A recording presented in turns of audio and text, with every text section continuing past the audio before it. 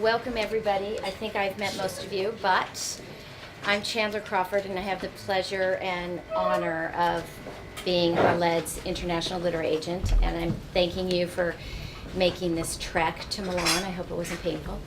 And I'm not going to say any more, but if after the press conference there will be a half an hour photo opportunity with Khaled, and if you have any questions about the business part rather than the soulful part, I'll be happy to answer any questions.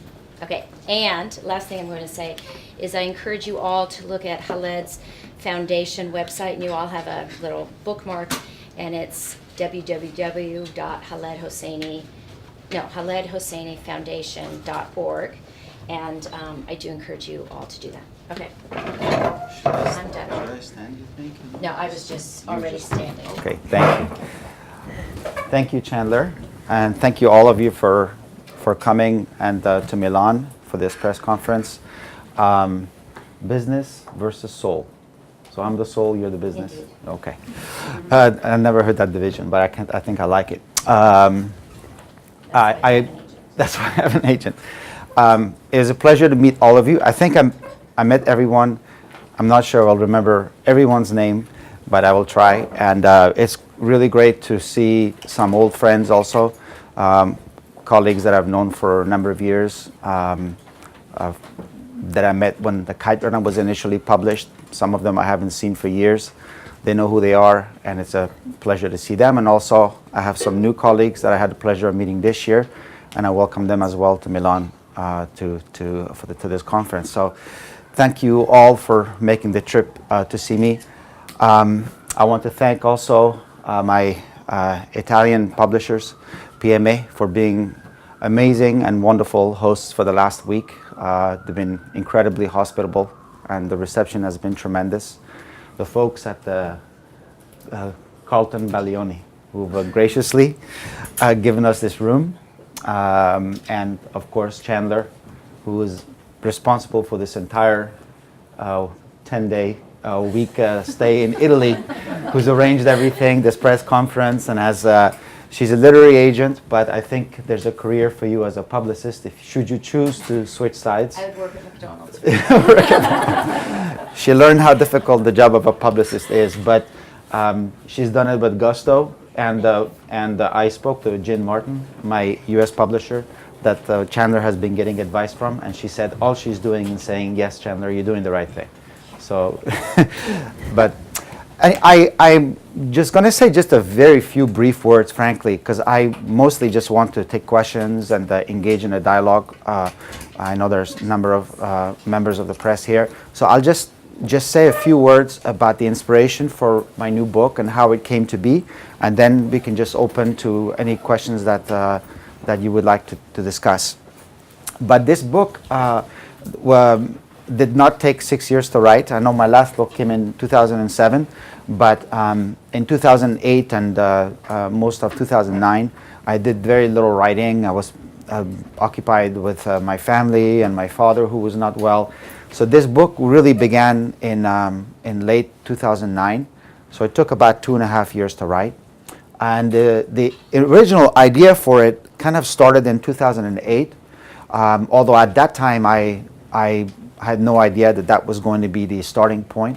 I never recognized inspiration at the moment, and it's only in hindsight that I realized that was the trigger.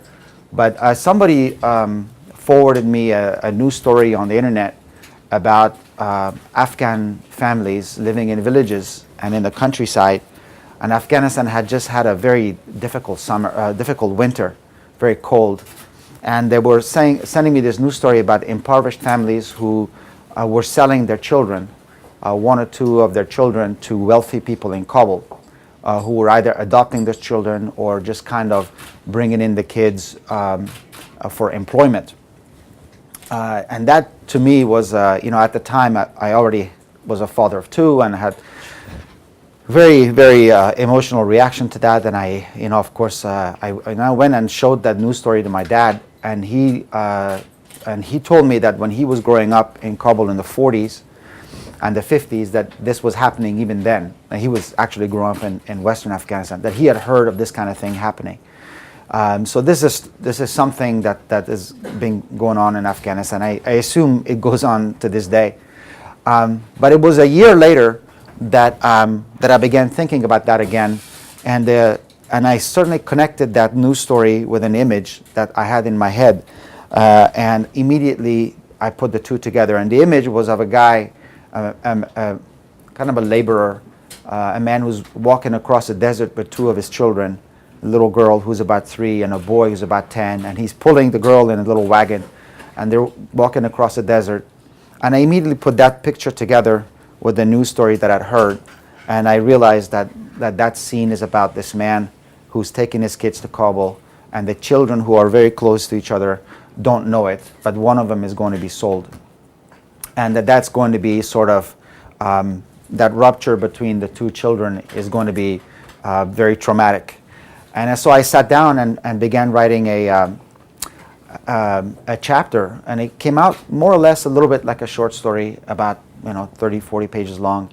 And it was a story of those two kids and what happened. And I thought it was a really good starting point for a novel. And I began sort of thinking about how the novel was going to progress. And I thought it was going to be more or less linear and about the kids. But as I kept writing, I kept becoming interested in other voices who had an impact on the lives of those two kids. Their stepmother, who in the first chapter is almost kind of two-dimensional, but I knew that she had her own story to tell and her own perspective. The uncle who drives into the village once a month and was really kind of the agent of what happens to the kids. I was very interested in why he did what he did and who he was, and a number of other characters. And so the book, instead of moving forward linearly the way I guess my previous two had, kind of just branched out and kind of became shaped like the tree in the village where the children grow. Well, there's a trunk, which is the story of the two kids, and then a number of voices and vignettes that branch out off the main trunk. And that's kind of how the book, although it wasn't planned that way, that's kind of the way it unfolded, and it ended up kind of dictating its own structure. So that's kind of how the book came to be. I think that's enough to kind of get things going.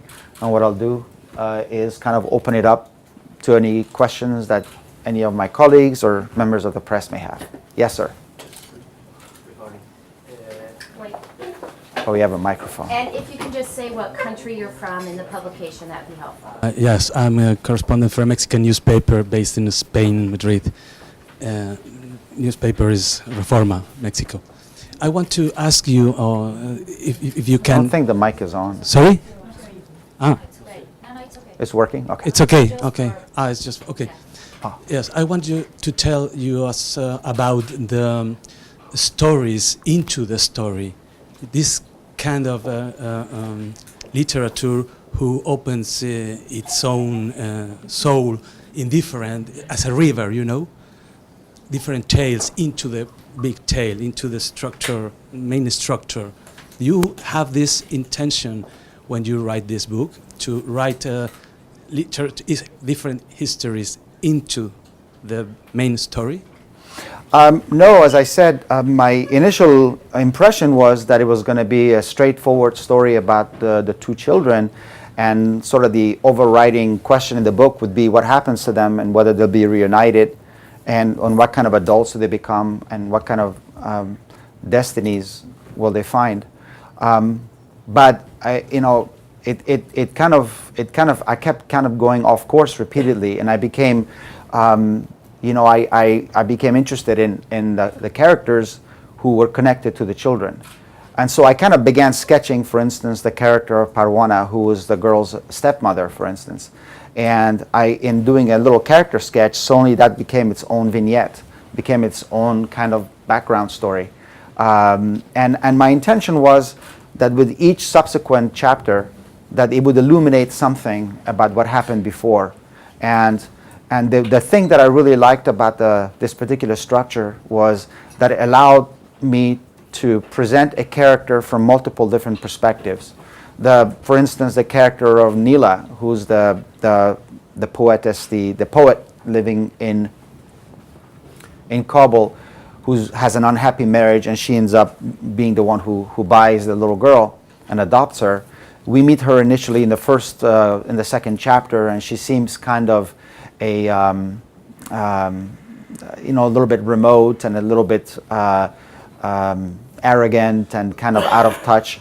And then we meet her again in the chapter with the chauffeur, and then she seems like a seductress and a kind of manipulative and so on. But then in a subsequent chapter, she gets her own turn, and we get to hear from her directly. And each time, our impression of her changes a little bit, and we begin to see more depth and more backstory and more history. And that happens with a number of characters also. I think the most interesting thing to me about this book was that our initial impression of every character was misleading, and they turn out to have something, a surprise in store for the reader on subsequent meetings. Yes.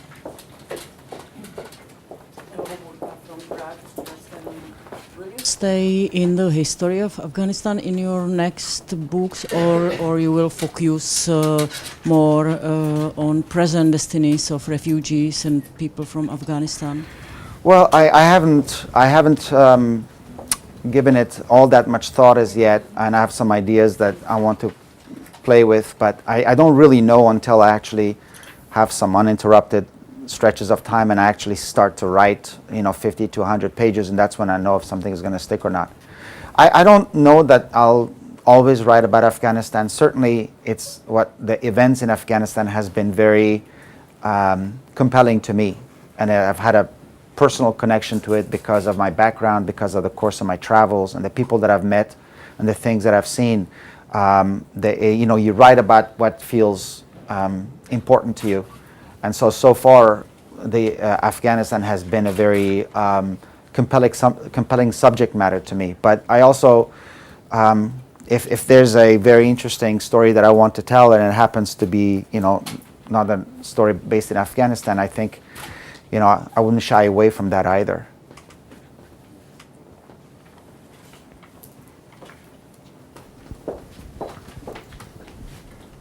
Good morning. I'm from Czech Republic, from Metro newspaper. I would like to ask you if you thought more about the reaction of the people now writing the third book in the comparison with the first book because of the topic. The topic is the same. It means Afghanistan, people from Afghanistan, the situation there, and so on. So, because when you wrote the first book, nobody knew you, if I can say it. But now you are worldwide known man. So, if you thought more about the reaction of the people, especially from Afghanistan. Thank you. I think it's natural to think about the reaction, or what the reaction is going to be from readers, what the reaction is going to be from your publishers and the press and so on, and that's initially okay. But I think what you have to do in the course of writing a book is to be able to eliminate those voices, because I think the only way to really write is that process that you have between you and your characters. That process has to remain pure and kind of unpolluted by other presences. Because if I start to think about what my readers in Czech Republic might want, then Sorry, I meant especially of the reaction of the Afghan. Yeah, and that's also that's also, if I start to think about what my Afghan readers may want, or my French readers, or then I'm kind of speaking through their voices, and that's, I don't think, is particularly useful, and it actually really pollutes the whole writing process. As far as my Afghan readership, I understand that that no matter what I write, it's going to come with some degree of controversy and polarization, because I'm writing about a country where I haven't lived in 33 years, or more, actually 37 years. And so the minute that I begin to write the first word, because I'm writing about the lives of people who actually live there and who've actually gone through the experiences that I'm merely writing about, they're going to have an opinion about what I write. And that's, I think, the dilemma of every writer who lives in exile and writes about his or her own homeland. I think that's natural and to be expected. Within that context, though, I think the reaction to my writing so far in Afghanistan has been pretty positive, if I am to judge based on emails and letters that I receive. Although I understand that people who hate you may not be as likely to write you, but I do get letters that are very supportive. I think the younger generations in Afghanistan, and Afghanistan is a pretty young country, the younger or urbanized, educated, professional Afghans are much more likely to embrace my books rather than the sort of the older, more conservative generations. But again, it's a mixed bag, but I think it's largely supportive. Also, it was really my first book that was very divisive. That first book really kind of talked about very sensitive and taboo subjects, the whole issue of ethnic relations and the rivalry between different ethnic groups in Afghanistan, which is not a subject of national dialogue, to put it politely. We're not at that stage yet. The subsequent books, I think, have been easier to digest, I think, for my readers in Afghanistan. Publisher Zvaigzne, ABC from Latvia. I wanted to ask, apart from love, a very significant role is allocated to memory, ability to forget, or inability to forget. Why? Well, it's I rarely the way I work is I don't write down on think of themes that I want to explore and then write stories around them. I never sit down and say, I do want to write a story about memory and about family relations, and let me come up with some kind of story that shows that. I'm just writing a story, and I'm writing about these characters, and I'm almost blindly in a way. And it's not until I'm almost done with a draft that I can just step back and just kind of like take a panoramic view of the story and reread it and then recognize what it's about.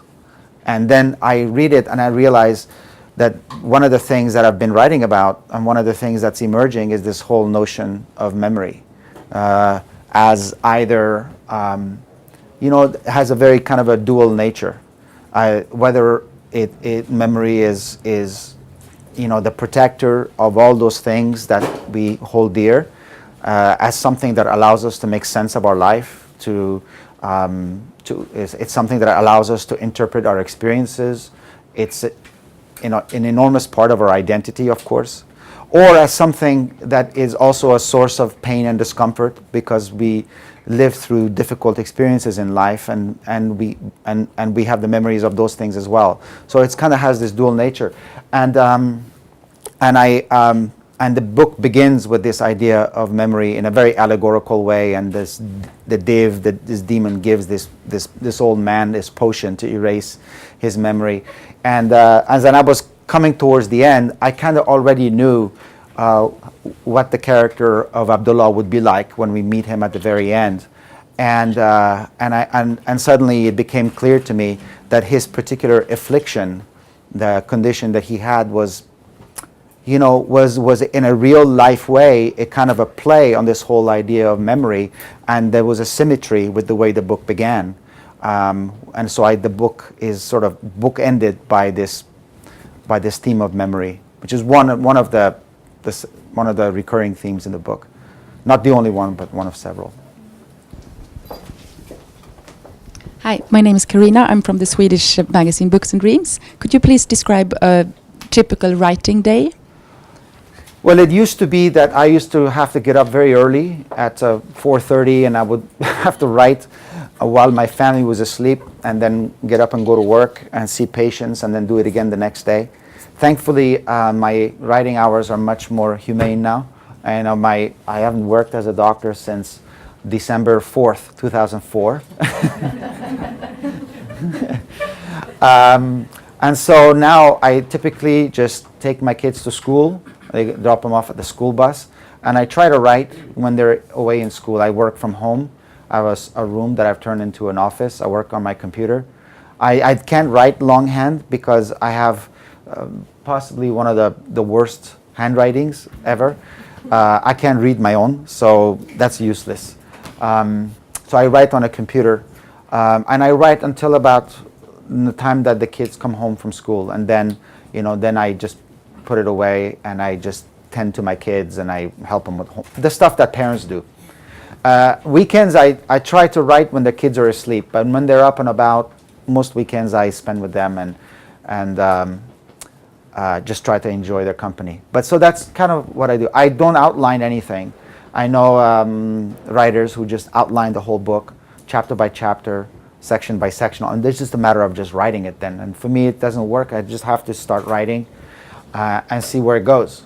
And so the downside of that is I'll spend 6-7 weeks putting together large chunks of writing, only to just kind of run out of gas and see that it's really not going anywhere. The plus side of it is that anything is possible. And that I never know where I'm going to go, and once in a while I end up somewhere pretty amazing, and it takes me completely by surprise. I have a vague idea of what I'm going to do that day, and I never end up doing that. I end up always doing something else, and so that's kind of the way I work. It's not the most efficient way, but it's really the only way I know how. I probably write more books. If I just outlined them for 6 months and then take 6 months to write them, and then it would be done. But it just doesn't work that way. I'm sorry, I'm going to interrupt and then you can go. Can you please tell them the story about the awards that you won when you were a doctor? Oh, the handwriting? Yeah, they had, at the clinic that I was working, we had a pharmacy on the first floor. I was on the third floor. And the pharmacist every year had an award. It's the award you don't want to win. But it was an award for the doctor in the building with the worst handwriting, and so it was kind of like the Razzie Award that they give for the worst acting, And I won. I was there 5 years. I think I won 4 years. So I'm not proud of that. Thank you for making me tell that story. But I remember my teacher in Kabul, in Afghanistan, handwriting is a source of great pride. You're supposed to have beautiful handwriting. People really value that. Because calligraphy is just really a very old art form, and you're supposed to have beautiful handwriting. And I had, even in Farsi, I had a terrible handwriting. And I remember one day after school, after class, my teacher pulled me aside and said, in words that now strike me as extremely ironic, he said, Hosseini, you're going to go places, except the things that's going to stop you is your writing. Doctors are supposed to have that handwriting. Yeah, I know. You write in English now. How is this experience of changing language?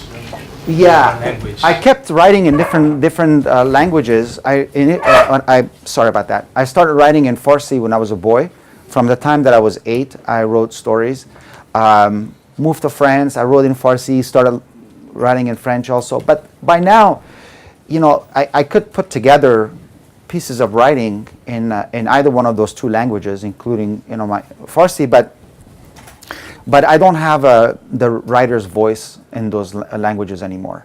In English, I have a specific kind of cadence and rhythm and tempo and style that's in my head that I recognize as my own.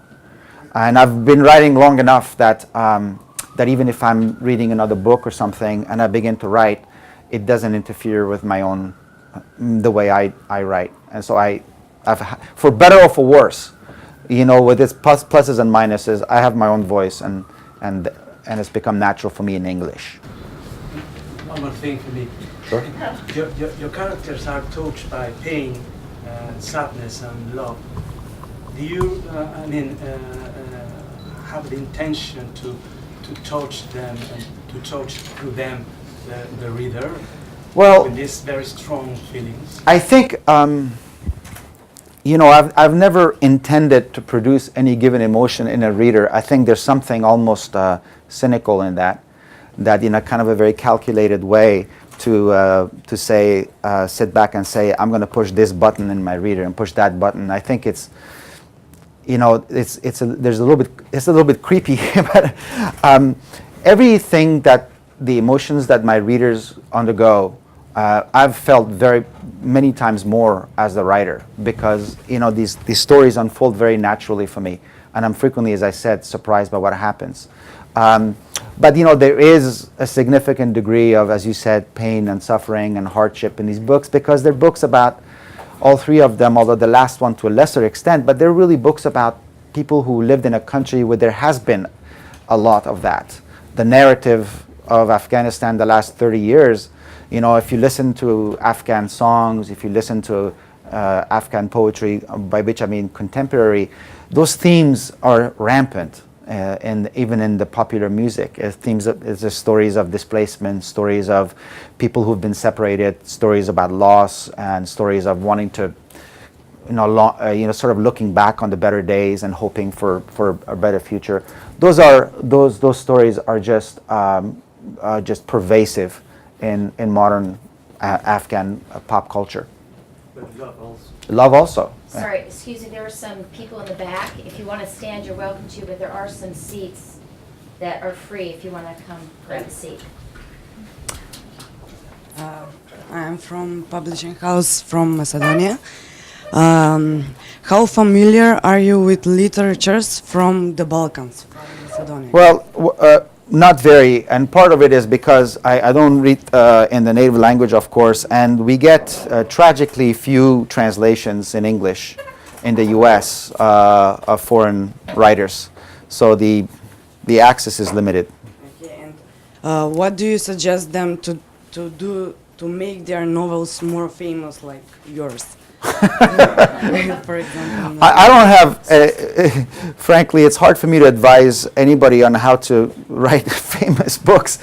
I don't know what it takes, and I don't want to sound facetious, but I honestly don't know what it takes to write a famous book. It seems my books have become popular in spite of me, rather than a calculated effort. I frankly didn't think at all that anybody would read The Kite Runner. I just, people would tell me, my agent Elaine Coster, who's passed away now, but she used to tell me at the very beginning that this is going to be a very big book, and I just couldn't believe that, because the book was, it was set in this country that nobody knew. It was depressing. It was dark. All these horrible things happened. The main character was really unlikable for much of the book. He was weak. He's not somebody that you would really admire. All the good people died, And then just when you thought that something good happened, another terrible thing happened. So I said, this book, it's. I love the book. I love the story. I wrote it for very personal reasons. But anybody who reads this book is gonna reach for the Prozac, because it's so depressing. So in a way, it was like how not to write a bestseller. And then, so I'm setting up the point that the surprise of all my books have taken me by surprise.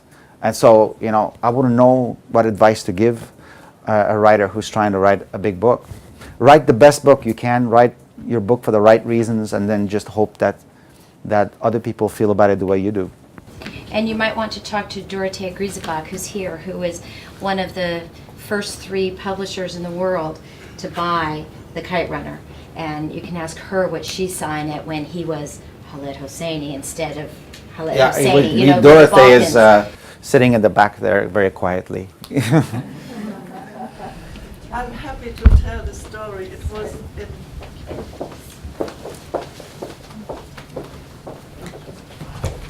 It was at the Frankfurt Book Fair in 2002 when I got the manuscript from my then Bloomsbury colleagues who wanted to start a list in Germany.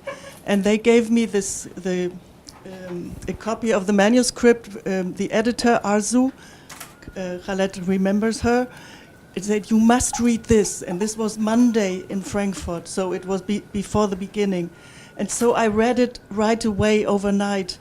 And I ran to Chandler, and who's the agent? Who's the agent? I said, and it's Chandler. You know Chandler? Yes, of course I know Chandler.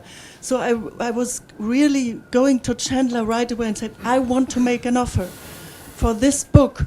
And and then I had to ask, of course, my boss, Nigel Newton in London, and ask him, how much money can I offer? And so I went back and forth. and it was concluded. So that was the story of the first book, of Khaled's first book in Germany. I have one more question. But maybe I somebody think, else first. well, we'll come back. Hi, my name is Marina Artuz and I'm from Argentina, from Clarín newspaper. Hi. I have a question for you, and is this: you were born in Afghanistan, you grew up in the United States, and you know that the presence of the US in Afghanistan is quite controversial, or has been quite controversial. So my question is, how do you deal with this thing in your heart? This is a personal question, not a literary question. No, I understand. No, I think I feel about it the way that, and I've had, I don't know how many conversations with fellow Afghans about that. And I think it's a very mixed feelings. When after September 11th, when then President Bush said that they're going to go to Afghanistan, and I think that was in October. I think for all of us, it was a moment of resignation to yet more upheaval and more violence, because it meant that there was going to be more bombing. Almost surely, it meant that more people were going to die, and it was going to be more of the same for at least a while. But I think there was a sense in the community that some good might come out of it. That finally, after then more than 2 decades of war and turmoil, that the country might just shift course and head in a better direction.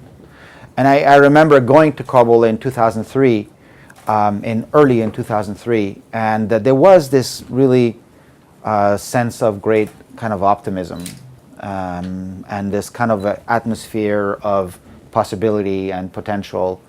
And people were kind of fairly enthusiastic about the future. But I noticed that a lot of that has dwindled in my subsequent visits, certainly by now.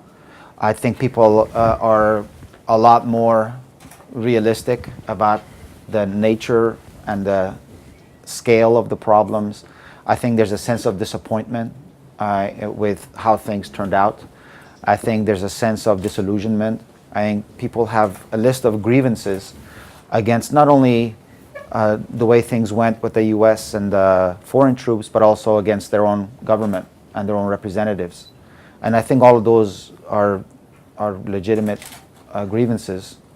And so today, to me, Afghanistan is a really a mixed bag with an uncertain future. You know, we don't really know what's going to happen in the next 5-10 years. What does the withdrawal of the US troops mean for the country?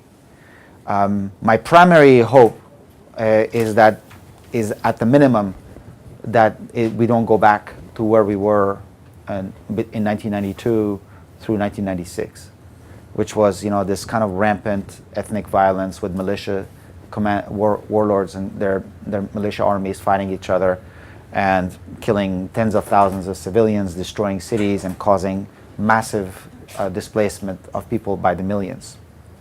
At least I hope that doesn't happen, although I know I've spoken to people in Afghanistan, in the villages and in Kabul that worry quite strongly that that's very, very possible.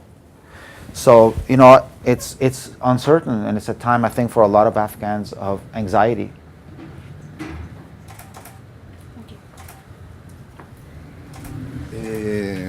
Sono Gutierrez dell'Università di Città del Messico. La mia domanda è questa, scusi, I want to ask this. Do you want, maybe you in this book, do you want to say something special? Could you talking about, because it's just not the stories you are writing in this book, but something else that is inside of all these stories, maybe your ideas to Afghanistan or the people of Afghanistan, something like that. Well, I mean, I talk about a lot of things in this book. I don't think there's a single thing that I really want to single out and say this is why I wrote the book and this is what I want to say. I also recognize that a book means different things to different people. For me, this book is a story about family, first and foremost. My family is very important to me. I grew up in a country where family is absolutely integral and essential to your life, to the way you understand yourself, to your identity. Genealogy is the sort of national pastime in Afghanistan.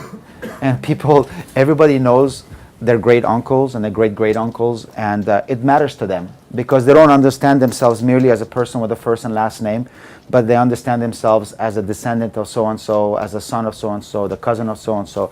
So it's very important. And so whenever I sit down to write, I always find my writing gravitating toward family, that theme, which is important. But and I want to. This next point I just want to say, but I want to be careful that I don't say it wrongly, because it's never been my intention with any of my books to educate anybody about Afghanistan.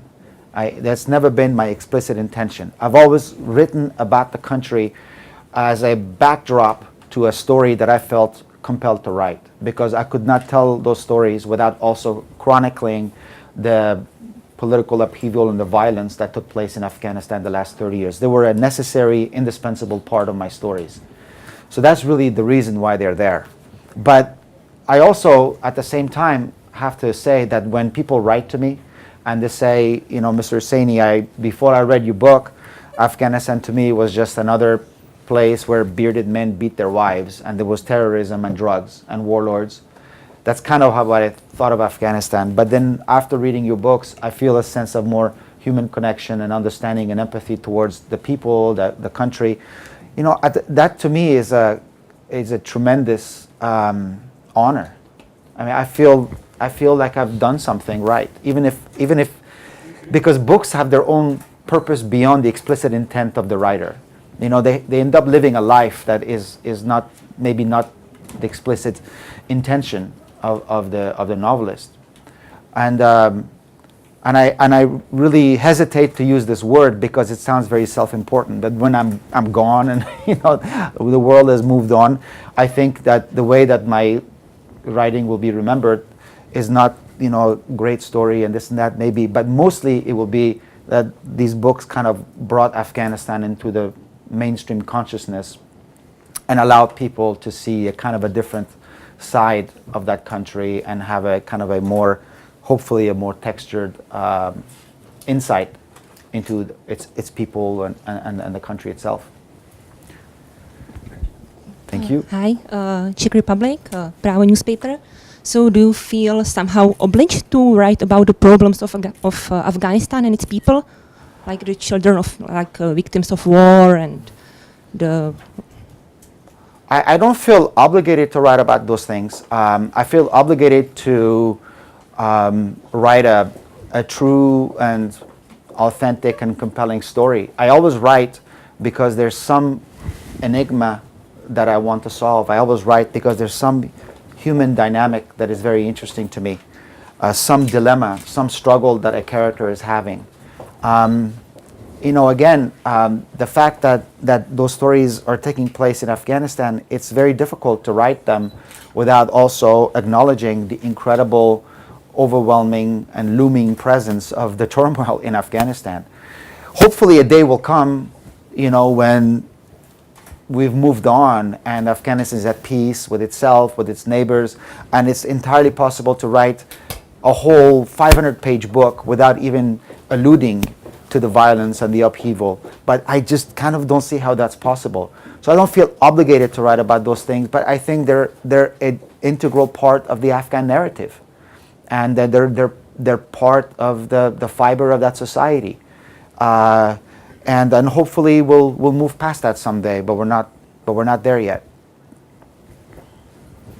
Maybe take somebody from Hans. Hans Balmes from Fischer in Germany.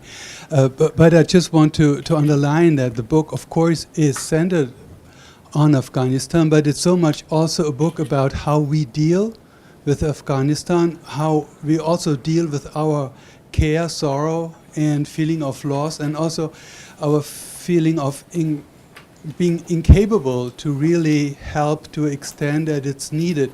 And there's one figure in the book called Idris, and I always had the impression this is a figure quite close to you and your kind of help that you organize for Afghanistan. Can you say something about this? Sure. Yeah, for those who haven't read the book, there's or maybe everybody has, I don't know, but there's a character in the book named Idris, and he goes back to Kabul in 2003 after more than 2 decades of absence, and he's made a life for himself in California. He's a doctor. He's very successful, and probably what he actually ends up doing is not, what happens to him in Kabul is fictional, but many of his observations about Kabul when he goes back are my own, because I had this very similar experience in 2003. In fact, I wrote that chapter long before I wrote this book. I wrote a version of that chapter not long after I actually went to Afghanistan the first time, and because I remember it quite vividly. Like him, I went to Kabul and I felt a sense that, this is home. This is where I was born, where I was raised for 11 years, where I made my first friends, where I learned to speak and walk. And so there was a tremendous sense of personal connection to it. But when I walked the streets and I talked to people, even though I spoke their language, even though I knew the music and the culture and all those things, I felt very much like I was a foreigner, an outsider. And I felt the locals knew right away, even the minute they saw me, that I was not one of them. And and that was difficult to navigate. There was there's kind of a push and pull, this tension that I felt, and I also felt completely irrationally. And I understand, but those of you who come from those countries like that and who've had good lives in exile and who've gone back and visited will understand what I'm saying. And that when I went there, I felt somehow responsible for what had happened to those people, and I felt like I owed something to them. Only because my own life had turned out so dramatically different. And I felt like many of the wonderful blessings that I have had in my life were not entirely deserved. I realize it's not rational, but it seemed to me the role of just random stupid luck in how our fates are determined seemed to me very large when I was in Afghanistan. And so like Idris, I had all of those feelings. And like Idris, this character who comes back to the US, I had much greater culture shock coming back to the West than I did going to Afghanistan. Because I suddenly came back, and at least for a while, it was very difficult to see my life the way I had seen it before. Even the sort of the banal, mundane, day-to-day details of my life suddenly seemed kind of superfluous and ridiculous and excessive. And that's something that I remember feeling, certainly the first time I went to Afghanistan. But I went again in 2007, and I had very, very emotional experience. I saw families who were living out in the open, families that had come back from Pakistan, that were living in the streets, living in the desert, living in abandoned public buildings among snakes and scorpions, people who were losing kids in the wintertime because they were freezing to death, people struggling for the most very basic things. And I remember being on the plane and coming back and thinking that if I don't capitalize on what I'm feeling right now, which is very intense, I'm going to end up like Idris. And I'm simply going to be immersed again in my own life. And in about 2-3 months, this experience will feel like a very emotional film that I saw, and then I walked out and I went out, I had a hamburger and I forgot about it. And that's kind of how it's going to feel. And so I came home and had a very long discussion with my wife over the course of several days and weeks, and we decided to start a foundation under my name in order to kind of harvest that emotion that I had, and to, instead of having it be something negative and kind of useless, turn it into something positive and productive.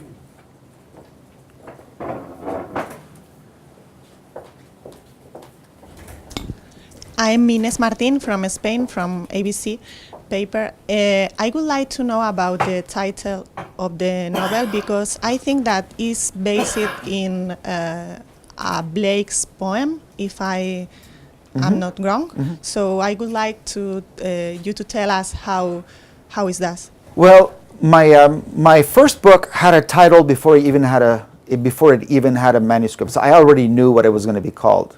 The second book, the title came a little bit late in the writing. This one, Chandler knows, I wrote several drafts of the book and I didn't have a title, and I frankly was getting a little bit panicky because I had a number of them, but none of them I really liked, and I'd rather not say what they were. They were terrible. But I've always I started thinking about the book and the whole notion of childhood and all the children who populate this book. So I started reading some poems about childhood and about children, and I ran quite accidentally into this lovely poem called "The Nurse's Song" by William Blake, and it was a sweet poem about a nursemaid who's watching a group of children, and she's supposed to look after them, and it's a beautiful little poem, but there's a sense of tension in it, and in that the children are kind of blithely and happily playing on the hills, and the nursemaid sees that the weather is that the sky is getting darker, and she keeps worrying about the children. She calls them home, and she says, "Okay, it's time to come back inside." And the kids want to play a few minutes more, and then there's a line at the end of one of the stanzas that says, "And all the hills echoed." And I love that line. I thought it was so beautiful and evocative. And so I started my U.S. editor, Sarah McGrath, and I started playing with that idea, and we kind of altered it somewhat, and the title became "And the Mountains Echoed." And the reason I like the title is because at the very outset of the book, there's a fable where all the major themes of the book are kind of present, and they're all kind of echoed throughout the book. The idea of self-sacrifice, the idea of memory, the idea of family obligations, the idea of bonds between people. That sort of recurs again and again throughout the book. And also that the core of the novel is the separation between that brother and his little sister. And that has, throughout the book, across time and across the continents, echoes and ripples, and it affects the lives of a number of other characters. Some of them aren't quite even born yet, and so I like that whole image and that whole idea, and we went with it. I know for some of my publishers, it ended up being a challenge because linguistically, so they had to get creative and find other evocative ways of describing the book. But that's how the title came about.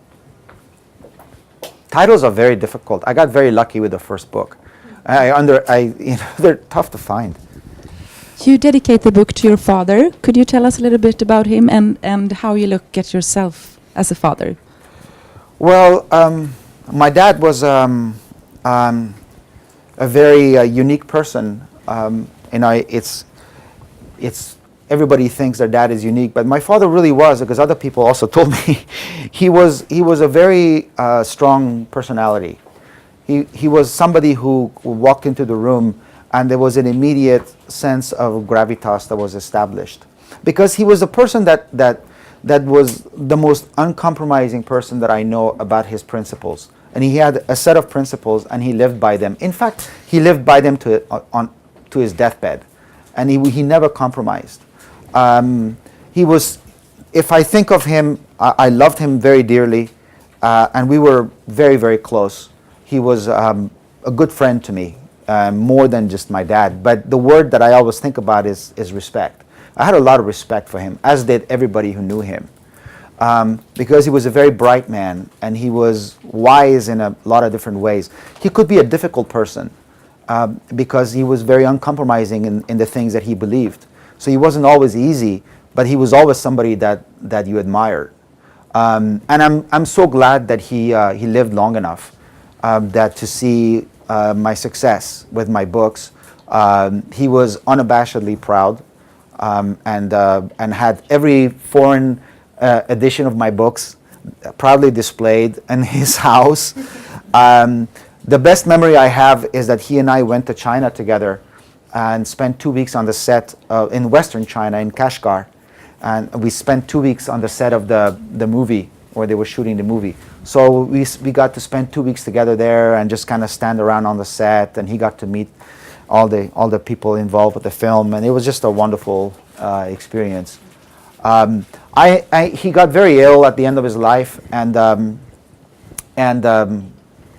I think suffered things that were he didn't deserve, but who's to say what we deserve? But he passed away in 2009. But I spent almost all of 2008 and most of 2009 with my mother, taking care of him, and that's more or less the reason why I wasn't writing much. But because of that whole experience of taking care of him and kind of watching him diminish over time, that theme kept appearing in my book. And you know, I 48 now, you know, it's those things, you know, dying parents, the whole notion of mortality it's real to all of us, but it's very real now. You know, it's not something academic anymore, some distant, vague idea. And so it's a presence in my life, and so you always write about things that are occurring in your life, and so that's a number of occasions in the book. That's something that happens. Do you tell a story about Afghanistan to your children, or have you already taken them to Afghanistan? I haven't taken them to Afghanistan yet, but I share all my stories of my trips there with them. They know all about my childhood in Afghanistan because we talk a lot. And I show them all my pictures and videos of my trips. Whenever I have local events, fundraiser events for my foundation, we talk a lot about Afghanistan and show film, and people ask questions. They're there and they're curious. They are curious. They're you know, they ask questions. I took them to Farsi school starting about 5 years ago to teach them Farsi to read and write. Because they were already speaking it, but now they can read and write as well, because I wanted them to have that side of their culture and their heritage. So I just see it as a gift. And they have questions about the Taliban, and they had questions about what happened to Malala Yousafzai, and you know, those are good questions and opportunity for me to talk a little bit about the realities in Afghanistan. But it's my hope that I can take them there one day when things are a little bit to the point where as a parent, I feel comfortable taking them. Could you mention some of your literary influences? Some of your literary influences. Well, there are people that I admire, but my real influences, the very root of them is the writers that I read growing up as a boy, and they were all from that region of the world. I mean, I grew up. My parents were very literate people, and they had books of poetry all over the house. So I grew up around all these amazing looking volumes of Rumi and Sadi and Hafez and Omar Khayyam, and all those people were influences in my life from an early age. Probably my favorite book growing up was the Book of Kings. It's called the Shahnameh, and it's sort of the crown jewel of Persian literature in some way.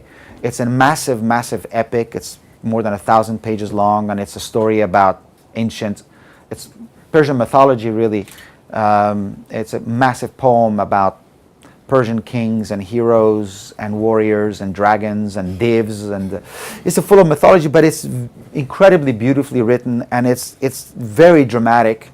And there's great stories about families and about fathers and sons and all the stuff that now I find myself writing about. And so the root of it is there, and that's sort of my storytelling instincts have their roots in the way I was raised, and also, you know, all the incredibly gifted oral storytellers that I grew up around, friends, family. My grandmother was a wonderful storyteller, and it might be kind of nostalgia speaking more than anything else, but it seemed to me that people could tell stories better in those days, and that people had longer attention span and could just stay quiet and listen to something for a while. You know, now, you know, we tell stories in 140 characters and we just on to the next thing. Or it might be I'm just getting old and complaining the way old people always do.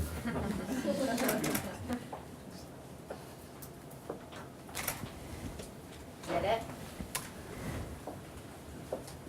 Well, then I want to thank everybody for coming. I hope my answers were useful in some way to you, and you can put together something for your writing. Again, I thank all of you. I know that you all had to make a trip to come out here in Milan and see me, so I'm very grateful to all of you. Thank you to all colleagues, old and new, for coming to support me in this conference, and thank you again, Chandler. Thank you all my friends at Piemme for your presence and for your support this entire whole week. Thank you very much. Thank you. Thank you. And